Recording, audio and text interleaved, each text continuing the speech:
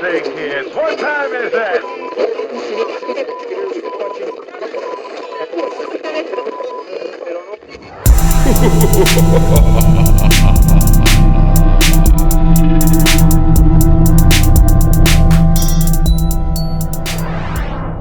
Hey gang, Keith here with another video, and I apologize. I know it's been about a week and a half since we've gotten any content out on the channel.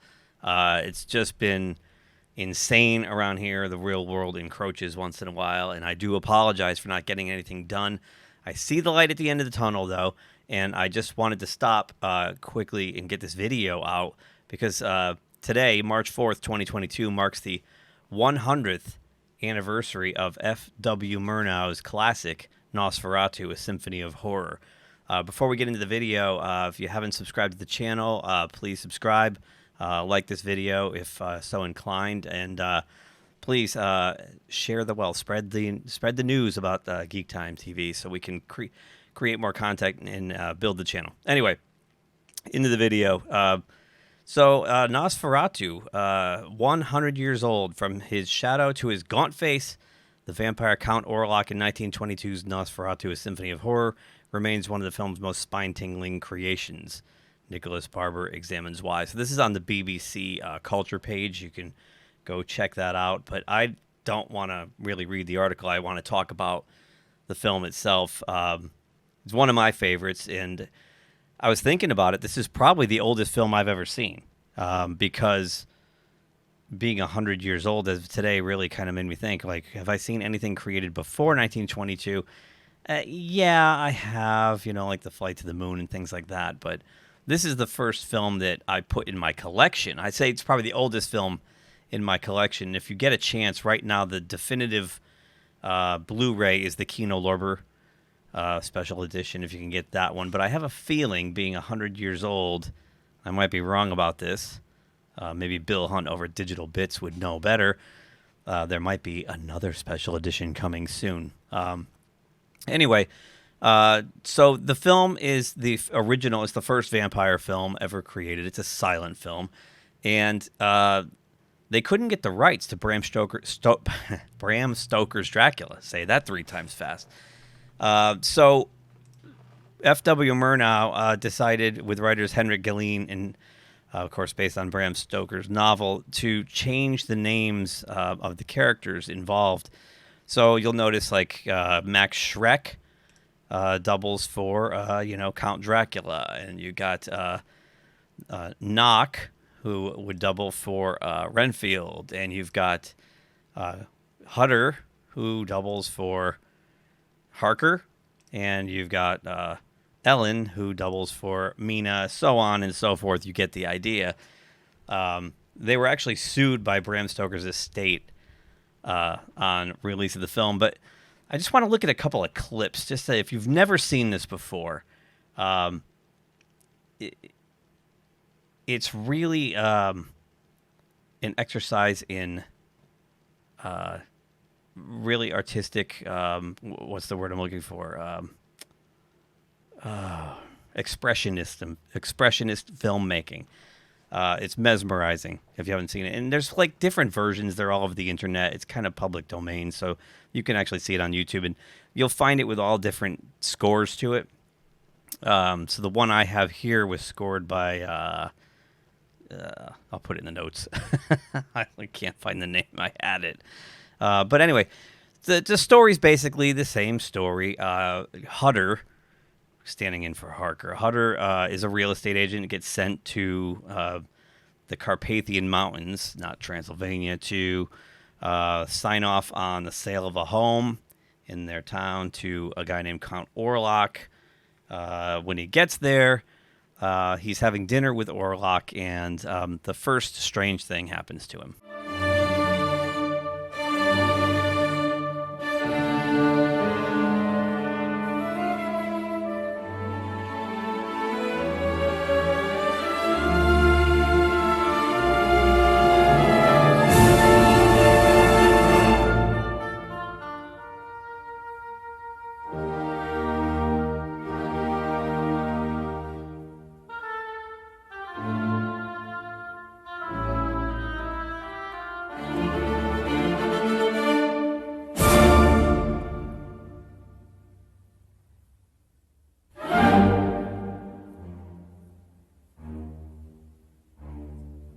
Okay, so you see right there, Hutter cuts himself with the knife, and Orlok is immediately attracted to the blood and zones right in, and nothing strange about that, right? So anyway, through the stay at Orlok's castle, Hutter clearly starts to figure out that something's wrong. He's been reading stories about the Nosferatu, the vampires, and starts to suspect something's wrong, especially after this happened.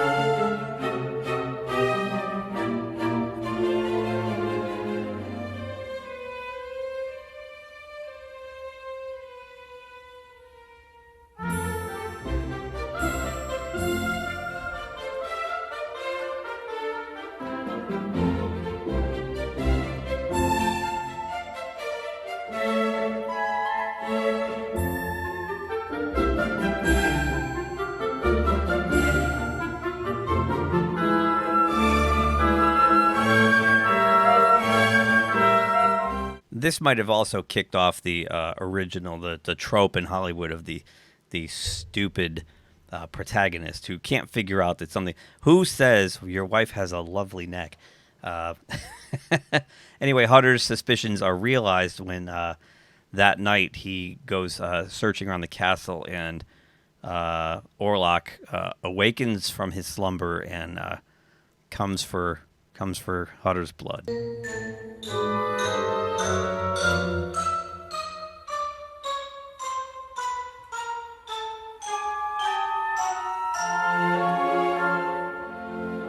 So the cinematography by Fritz Wagner is unbelievable.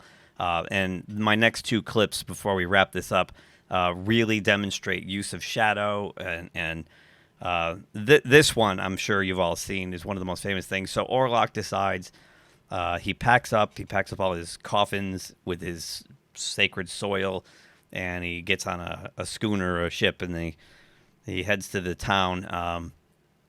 And when he gets there, he brings a plague, and people all over the town start getting sick and dying of this plague. And sounds awfully relevant. And when the ship's en route, one of the crew members goes down to the hold because a lot of the crew members are getting sick and dying on the ship. And while he's down in the hold, he's sledging open some of the coffins with a hatchet, and this happens.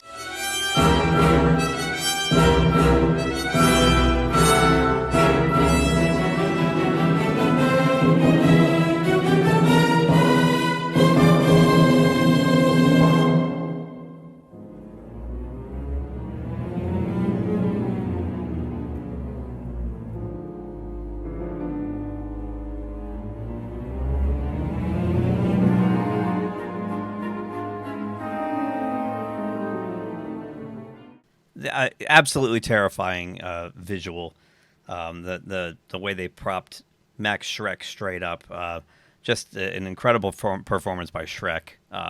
There's so many haunting images. The one in this article right here where he's actually walking around on the deck of the ship just will stay with you. This is the kind of thing, when I first saw this, I was probably, I don't know, 22, 23 years old. A friend of mine from college showed it to me, and I was just completely mesmerized by the visuals in this film. Wagner's cinematography is just outstanding. Murnau's direction is outstanding. Schreck's performance is off the charts. And for me, this is the benchmark. This is the top level vampire. I mean, in fact, I think the vampire Barlow in Stephen King's Salem's Lot is without a question modeled after this vampire, the F.W. Murnau visual of the vampire. So anyway, one last clip I want to show. It shows how shadows are manipulated and shadows are used to convey exactly what's going on. And this is the conclusion of the film, the epic climax, where he comes for Ellen. Nosferatu comes for Ellen, and no one can stop him.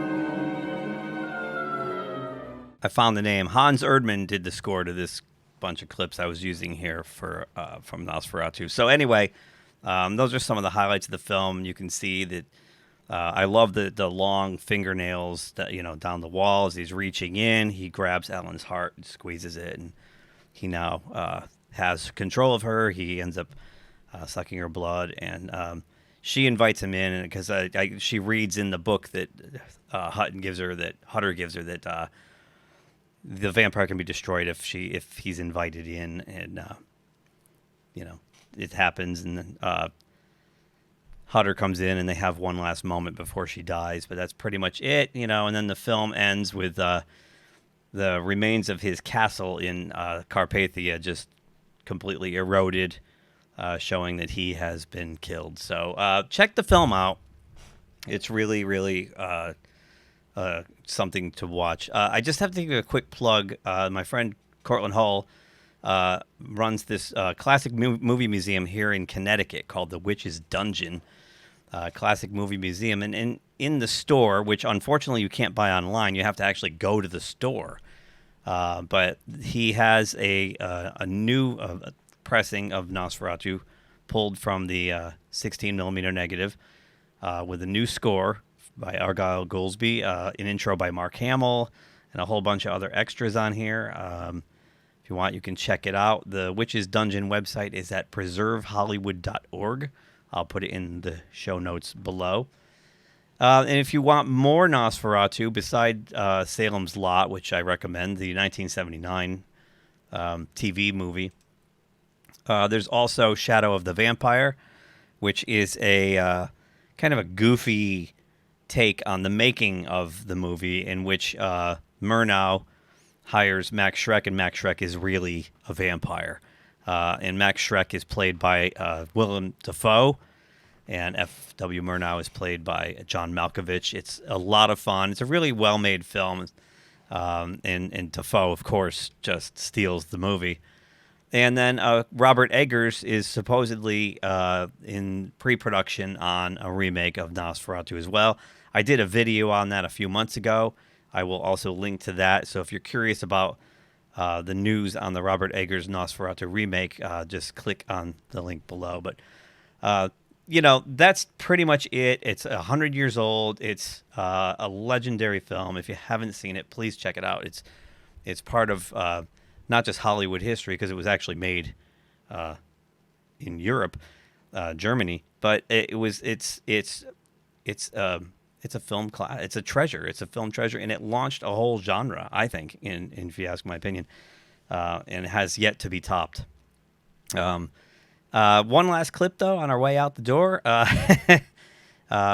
Nosferatu's been seen all over pop culture, but none more impressive than SpongeBob SquarePants, who I think helps keep Count Orlok in everybody's subconscious.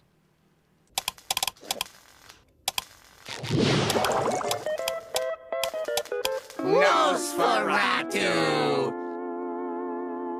All right, that's it for me. I'm black and white because we're doing a spooky movie.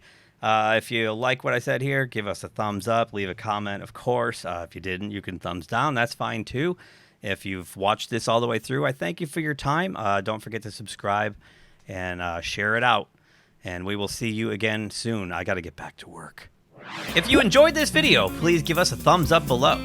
Also, please subscribe to GeekTime TV. It really helps us grow the channel. And make sure you hit that bell icon in order to receive notifications every time we drop new content here.